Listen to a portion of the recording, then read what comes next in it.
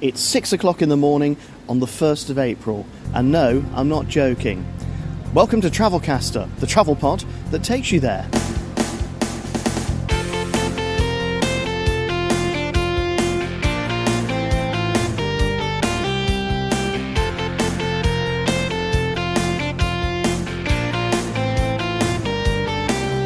Our European journey, assisted by artificial intelligence, has so far taken us through France. We've explored Paris and Marseille, and most recently spent 24 hours on the beautiful island of Corsica. But now it's time to say au revoir to France and buongiorno to Italy. Join us on the journey.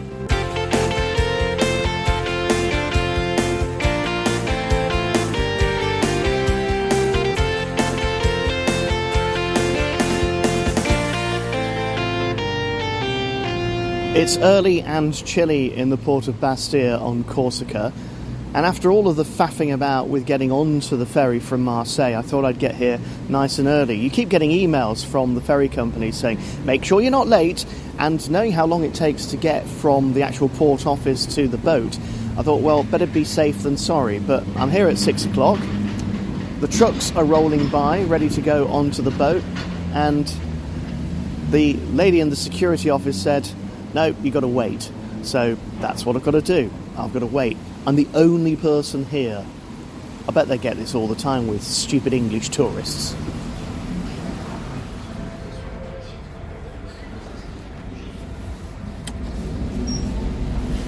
That was the interior of the ferry from Corsica to Italy, and this is the exterior as we stand out on deck overlooking the Mediterranean Sea. The port of Bastia is just in the distance as we've set off. Now, despite all the warnings on the tickets, turn up early, don't be late, we were kept in the ferry port until about 20 minutes before boarding for foot passengers. There weren't many of us, actually, only about a dozen or so, but they didn't check us in and do the security checks until quite close to sailing time, so that really early morning start that I had today was a bit pointless. Nevertheless, an early start sets your mind in the right frame, and it's another gorgeous sunny day. A little bit breezy out here, but I've had breakfast on board, nice buffet breakfast, well, a croissant and a coffee, and it's going to take about 5 hours to get from Bastia in Corsica to Livorno in Italy.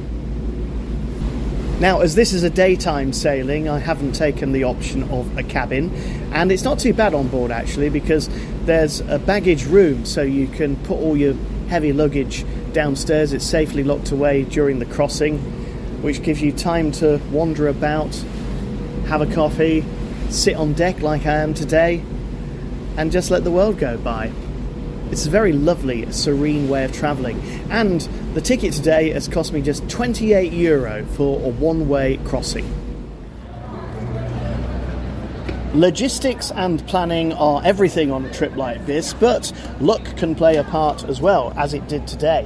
When we arrived at the port of Livorno, there were no security checks. We just got straight off the boat and walked out of the port gate. There, waiting, was a number 5 bus to take me to the centre of town, and the driver helpfully told me that to get to the railway station, I'd have to change buses there. I then got on a number 1 or a number 2 bus, makes no difference, to the central railway station in Livorno. From port to station took about 25 minutes and cost €1.70. And then, as luck would have it, there was a train just about to leave for here, Pisa Centrale. This is the 3rd time I've been to this city, but it's not my final destination for today. One more train to go. And here we are, less than half an hour later, in the Tuscan hill town of Lucca, surrounded by its famous ancient walls. It has loads and loads of history inside. I've been here before, but I'm hoping to scratch a little further than the surface on this trip. First though, the hotel. It's about a 10-minute walk from the station. And here we are at the Hotel San Martino and Diana, a twin hotel just off the main entrance to Lucca Old Town. Now, the lady on reception offered me an upgrade for €10 a night, and she said, well, we've got a more modern room, it's just been done up, would you like that instead? Haven't seen the other rooms, so this is a bit of a gamble, and this is good. Huge double bed, well, it's 2 single beds put together. Another huge bathroom in here with 2 toilets. Oh no, one of them's a bidet, but it does have 2 wash basins. And out here we have a view over what looks like a rather nice little bar restaurant downstairs. A bit quiet at the moment. And an enormous mirror.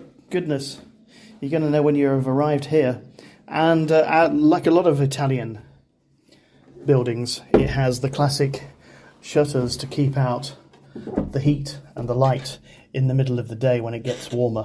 Very nice indeed. As I say, it's about 10-minute walk from the railway station, this. Nothing's very far in Lucca. That's the great thing about the place. But yeah, so far I'm quite pleased with what I've got.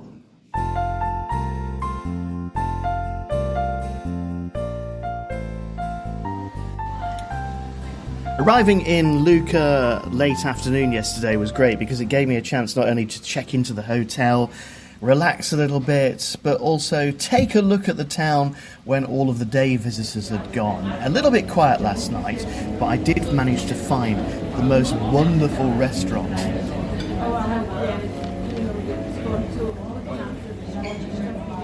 Every Italian has a nonna, a grandmother figure whose cooking is the best in the world. And I can confirm that the Nonna Clara restaurant, you'll get that Italian authenticity in your food. It's absolutely delicious. Now, usually at this point I'd say you won't find it in any of the guidebooks, but actually it is well known, which means that even on a quiet March evening, it was quite busy. So, be prepared to be disappointed, or maybe to wait a few minutes for your table.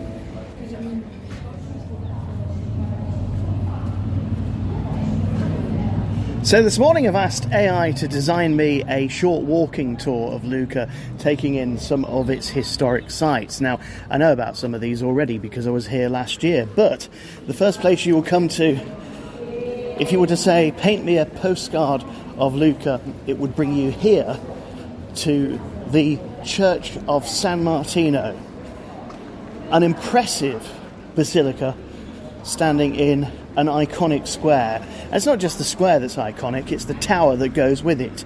As I say, if you buy a postcard of Lucca, it'll doubtless have this image on it, this white marbled stone construction, and next to it a bell tower stretching into the sky, made of more traditional stone material. And like I say, this is not my first rodeo when it comes to Lucca.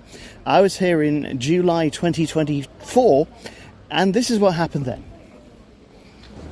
Now, if you're a regular follower of Travelcaster, you know there is nothing more I like than a tower. And in fact, the church tower here in Lucca, next to the Cathedral of St. Martin, is one of the best places to see this part of Italy.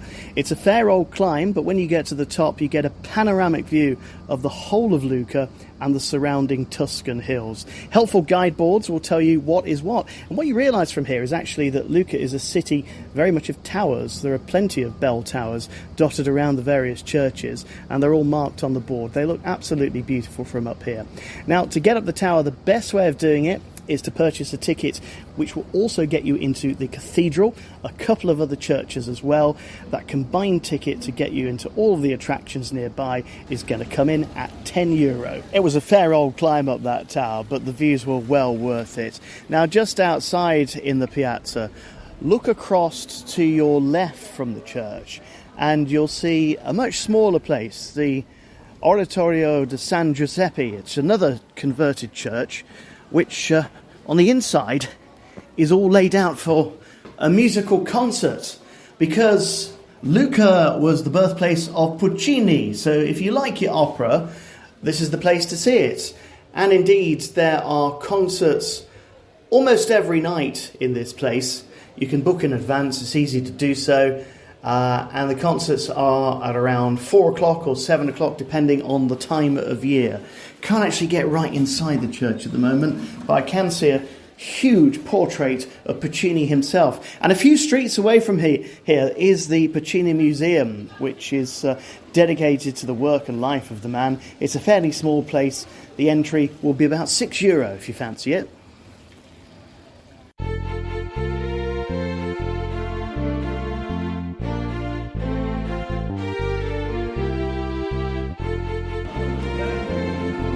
You're listening to Travelcaster, today coming to you from the Italian walled city of Lucca.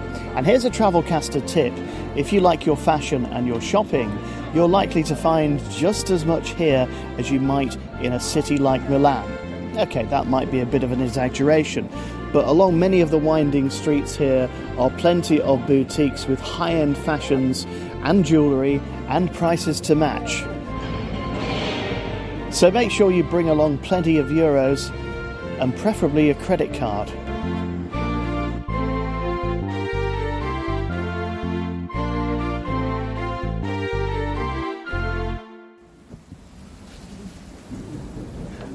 Now, while most of the towers in Lucca have some sort of religious significance, this one is a whole different scope of history. We've climbed 45 metres to the top of the Guinigi Tower, and it's named after the Guinigi family, a great collection of merchants who were based here in Lucca.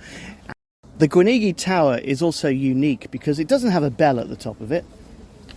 It's got a collection of oak trees. Talk about a rooftop with a view. Standard entry to the Guinigi Tower is €6.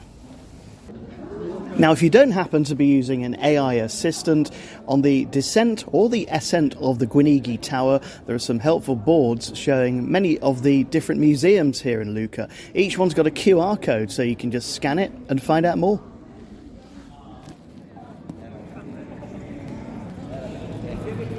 Wherever you go in Lucca, you're bound to end up here at the Piazza dell'Anfiteatro, the Piazza of the Amphitheatre.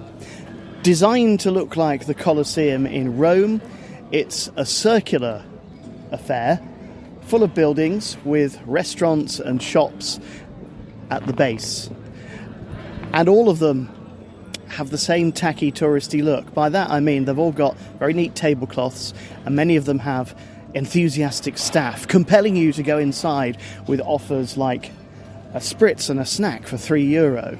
Well, when you add on the service charge and various other extras that they'll bill you for, it's going to cost you a bit more. And I'd also say this, as nice as it is, if you must eat here, you can. But there are literally hundreds of other places in Lucca where you'll get better food and better value. So by all means, come and have a look here, but don't eat. So we've all heard of Puccini, right? But among the sounds of an enthusiastic group of school children coming along here, we're standing at the statue of Luigi Boccherini, a famed cellist who was born in Lucca in 1743, made an enormous contribution to the city's musical heritage, and eventually ended up in Madrid, where he became even more famous. His body is interred here in Lucca, and the Institute of Music dedicated to his name stands proudly just a few steps from the Church of San Martino. And if you thought kids weren't interested in classical music, listen to this lot. Quiet at the back, this is educational.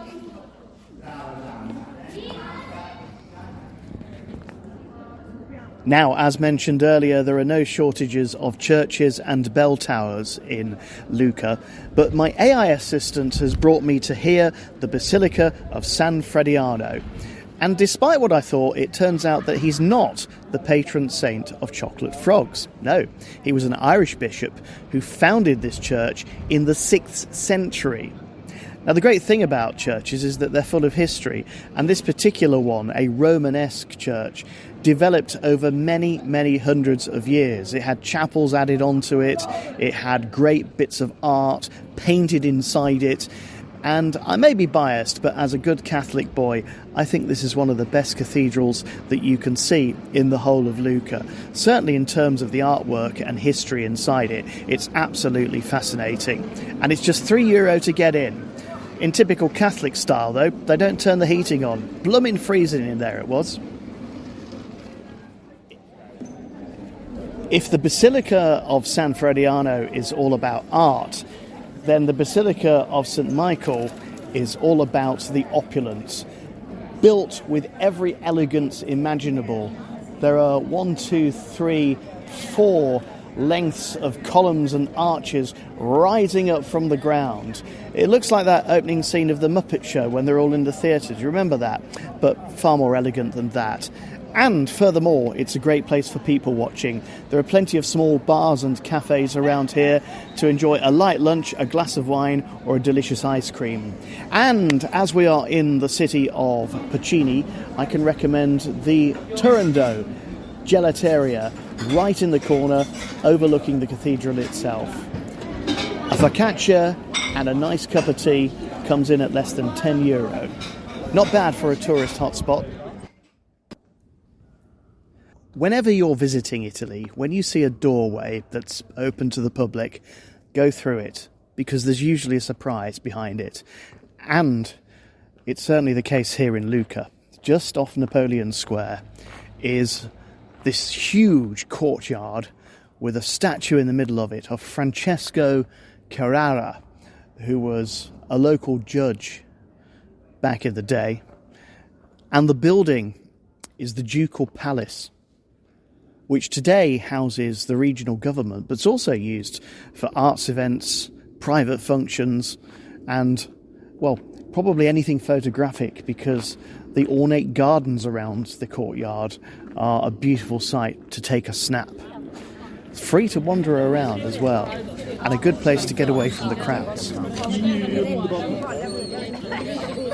Lucca is well worth a couple of days of your time, and in the evening you can relax once again with some cheese and meat or anything else you like at one of the many bars around town. This evening I've chosen La Tana de Boer, the Ox's Den, a fine wine and beer bar just next to the Church of St. Michael, the big opulent one that we visited earlier. It's a lovely way to relax and wind down after a hard day's sightseeing.